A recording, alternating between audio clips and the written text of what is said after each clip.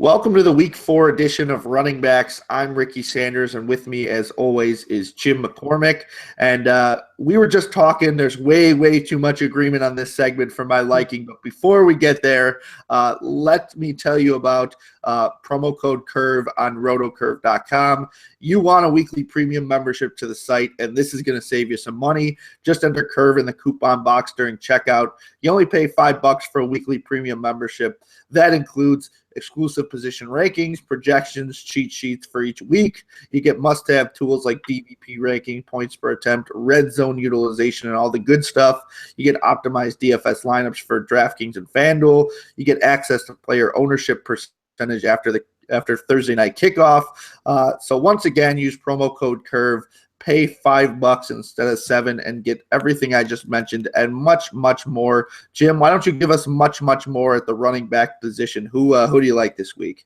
All right. Well, first off, I want to preface this segment by the fact that I have a dog upstairs who's just started barking a little bit, but he's like a Basset Hound Jack Russell pit bull named Jack, and he has a really loud screeching. No, he only gives one bark like every 5 minutes. So if you hear that, that's what that is. But no, for running back, I think we both like guys in this San Diego, New Orleans game. I particularly like Mark Ingram particularly on DraftKings, just because of the PPR element that's involved.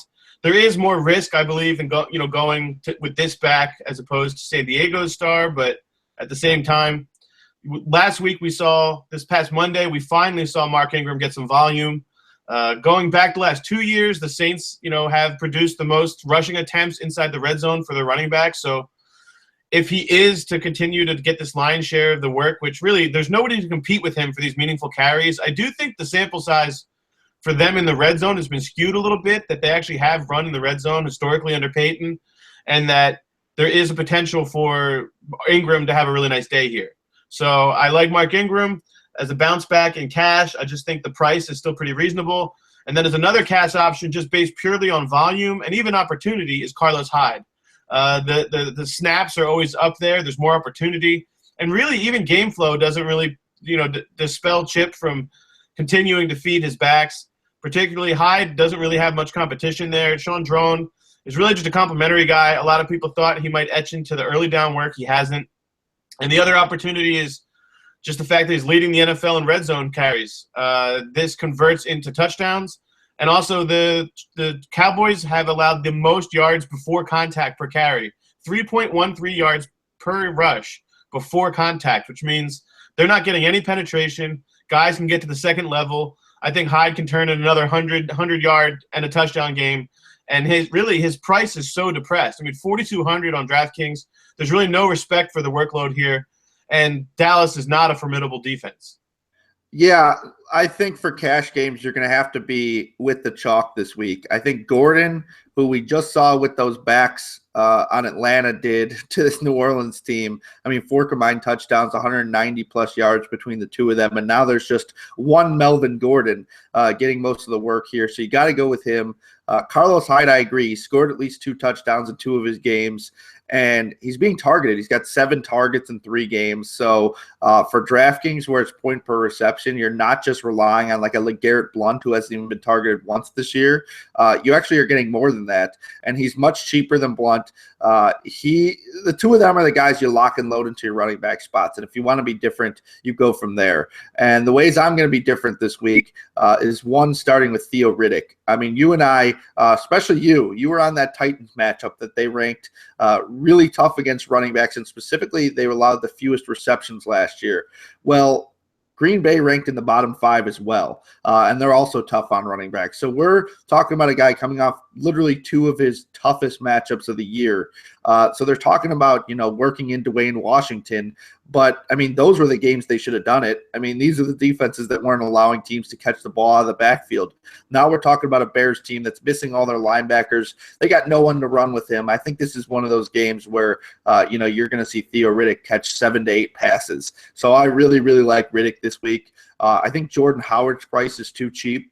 I think he's a guy you could pair with those other guys if you want to spend up elsewhere. The thing I like about Howard is he was targeted 6 times last week. The Bears are using him in the passing game. I think he's a good runner, but I just don't think this Bears offense gives any running back much of a chance. So in order for him to contribute to fantasy, we're going to need a goal line carrier. We're going to need some targets and him catching the ball. And I think he's going to get both. So I really like those aspects. You already mentioned Ingram. And then for cash game consideration, I really think Le'Veon Bell is going to get enough of a workload that you could absolutely put him right in there. I mean, let's not forget we're talking about the guy who's above and beyond running back 1 in fantasy when he's healthy. It sounds like from what the coaching staff said this week, they're not going to be shy with him. And, you know, D'Angelo Williams has been pretty good, but they kind of used him like a guy they didn't give a crap about after 3 weeks. I mean, he was up around 30, 35 touches a game. So they were running him into the ground because they knew they had their guy Bell coming back. Bell's going to be the goal line guy. He's going to be involved in the passing game. You know, he caught 7 passes multiple times last year. So I am not worried about him at all. Let's go to tournaments now, though. Jim, who do you like in tournaments to kind of differentiate from the guys that we know everyone's going to have?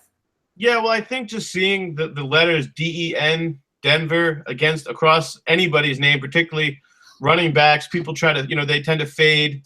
Charles Sims, though, was heavily involved last week. Tons of snaps in that game. The Tampa was doing that no-huddle offense, not just early on, but throughout. I mean, I think they were in the high 80s in snaps. So just tons of upside there if they go to do that again this week.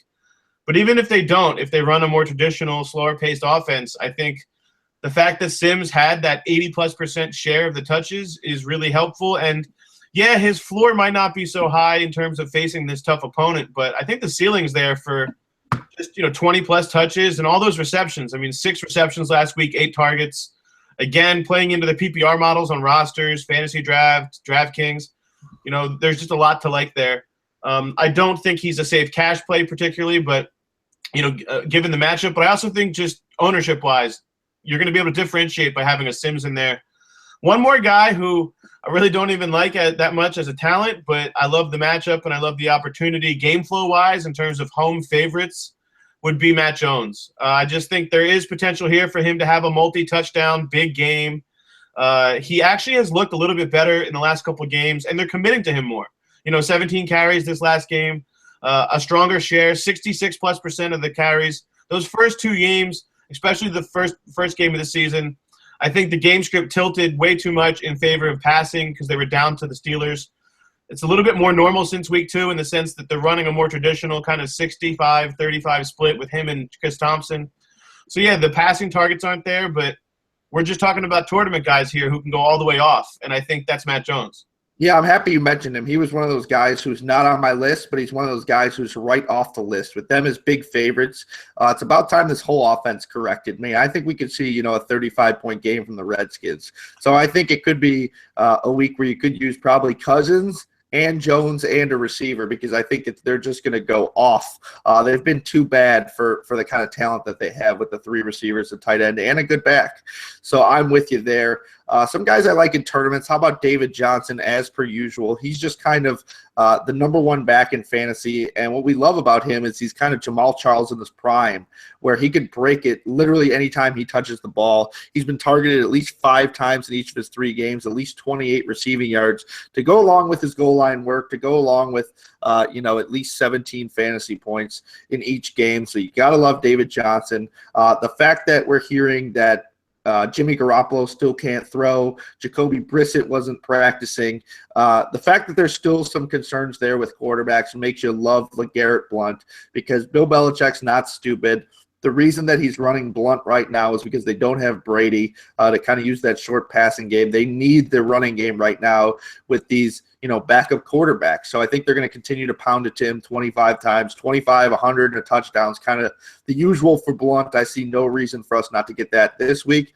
And how about Duke Johnson? Now that we don't have Robert Griffin III, now that we've got Washington, we kind of think Washington's going to either blow him out or at least win this game pretty handily. They're 9.5-point favorites. When this team's trailing from behind, Duke Johnson's the guy that comes in the game, the one they throw it to. He's been a little quiet so far, but he has been seeing the targets. Everyone's been a big fan of Crowell because he had that one long run in a game.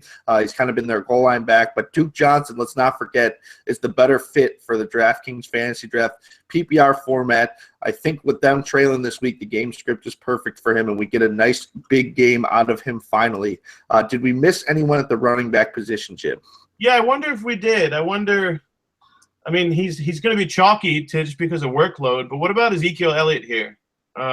Just in the sense that, he's an obvious play. It's not like people are going to pass him by on the market, but he's really not so expensive. I mean, running backs, it seems like even paying up for elites, like you're mentioning Johnson, comparably to the receiver class, like the price for on DraftKings, for example, for Elliott is $6,900, and that's comparable to going with like the 15th receiver. Right. That's comparable for going mid-level wide receiver 2 when you're talking about going to the receiver position. So I just wonder if the insane volume, you talked in the quarterback segment about the fact that Dez is out, the fact that we've already seen this incredible volume for Elliott. Who's to say? I mean, he's only 5 or 6 touches off the pace DeMarco Murray had that one year. So this is a 400-touch pace, and this is the reason we liked him. The only thing that's missing is the touchdown so far, and it's been kind of strange goal line usage, So if that goes to his way or he just breaks a couple and they don't even have to have that discussion, couldn't we be talking about the slate-shifting kind of guy that you just mentioned in David Johnson? Yeah, definitely. I don't think there's a strong argument to be made against Elliott, especially with the offensive line. He can get it done against anyone.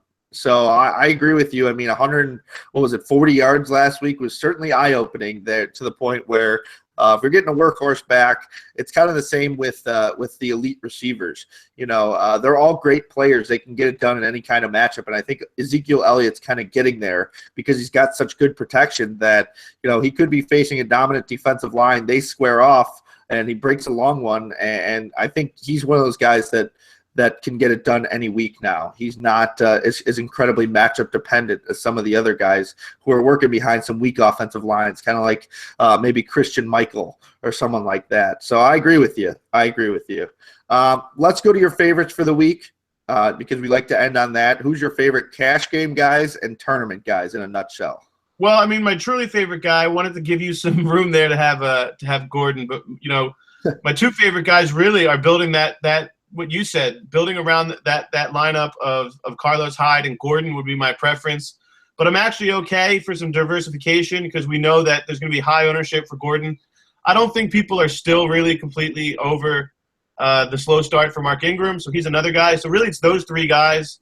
And even just workload-wise, I'll get Jordan Howard in there as well. So those 4 guys I trust in cash. And tournaments? For tournaments, I'm a little bit more willing to go with the variance of Charles Sims, also Matt Jones, those 2 guys that I mentioned. Jones is particularly interesting to me just because I don't think the crowd will be on him. A lot of the draft nicks don't like him. I mean, reasonably, he's not the best back in terms of efficiency. Last year he was terrible in terms of per-carry efficiency. But listen, there's no competition for early down touches there. There's no competition for goal line carries. You've already mentioned the fact that this team's really due. The way their offense is moving the ball, I mean, Cousins has almost 1,000 yards in 3 games. They're going to get those opportunities. They have the vertical threat in Deshaun, so there's a lot to like here. There's not a whole lot of holes in that offense except for basically how many points they've scored so far. Right.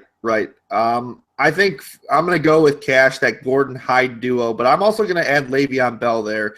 You mentioned about that price differential, and rostering Le'Veon Bell at $7,500 on DraftKings is the same as Alshon Jeffrey. It's slightly more expensive than Marvin Jones, who I do think is a cash game play now, but really above him, I mean, Amari Cooper, I'd rather have Bell. Dez Bryant, DeAndre Hopkins, then you get to the elite receivers, and those guys are all more expensive than he is. So if we expect him to get a pretty similar workload to what we're used to, I'm pretty confident, even against a defense that's looked pretty good. And then in tournaments, I'm going to the receiving backs like I always do.